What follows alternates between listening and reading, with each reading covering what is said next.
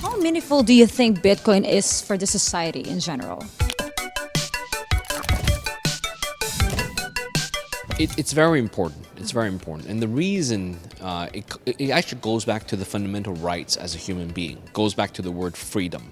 Essentially, we're not slaves, we're not enslaved in society. Now, how does slavery and freedom matter to Bitcoin?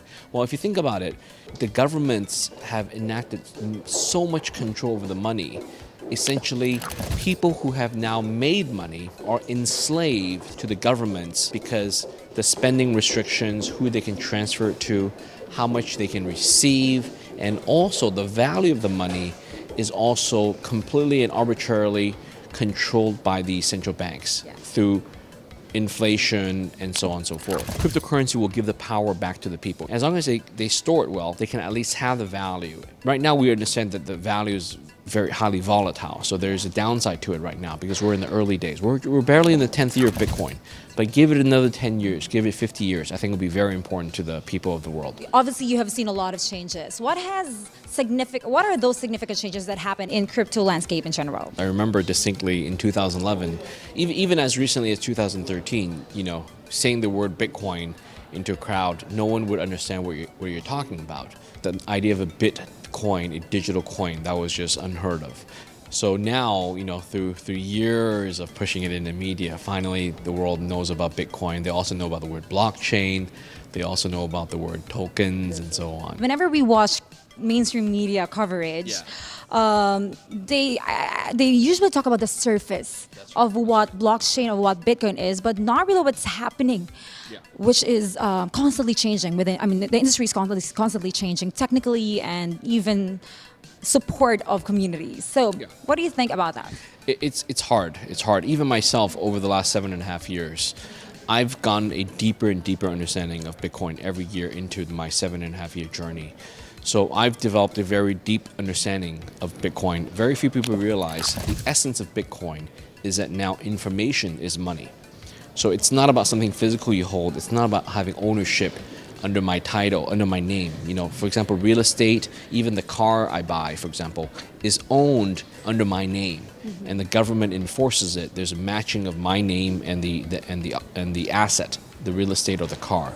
But with something like this jacket, I own it, or the watch I wear, I own it by virtue of my physical possession of it. With Bitcoin, the ownership is actually proven not through physical means and not through title registration, by identity, but it's actually owned because you have information, you have the knowledge of the private key.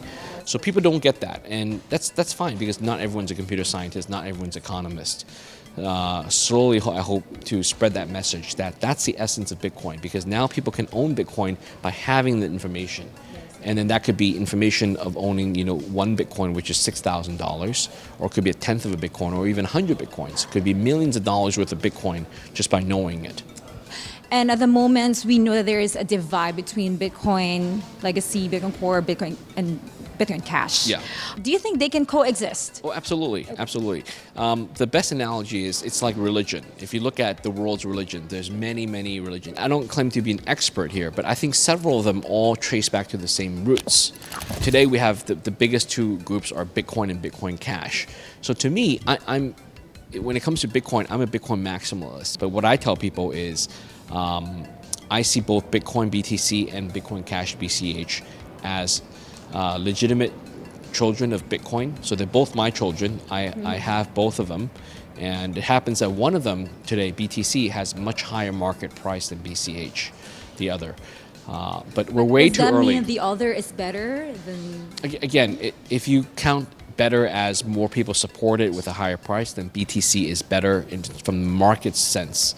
But there are also hardcore believers of BCH, Bitcoin Cash, that think Bitcoin Cash is better.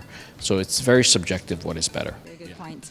Now, there is a potential divide in the Bitcoin Cash protocol. What are your thoughts on that? Do you think it's going to happen? There's going to be a split? I've heard about the upcoming potential another fork within Bitcoin Cash. Some people say it's going to happen. Some people say it won't happen. But what I have learned is that it's something that I and no one has control over. And that's the beauty of Bitcoin. If I have control and influence over it, then Bitcoin is not the decentralized asset class that it is. Even before the fork of Bitcoin Cash and Bitcoin itself, I was begging people to not fork it at the time.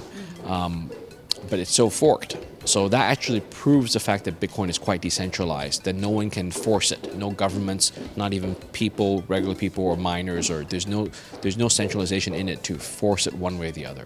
And one last question.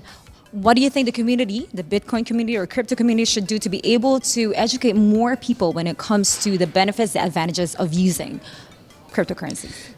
The benefits for using cryptocurrency, it'll be from people understanding and using it and trying it for themselves. And once they've used it, it's tremendously empowering.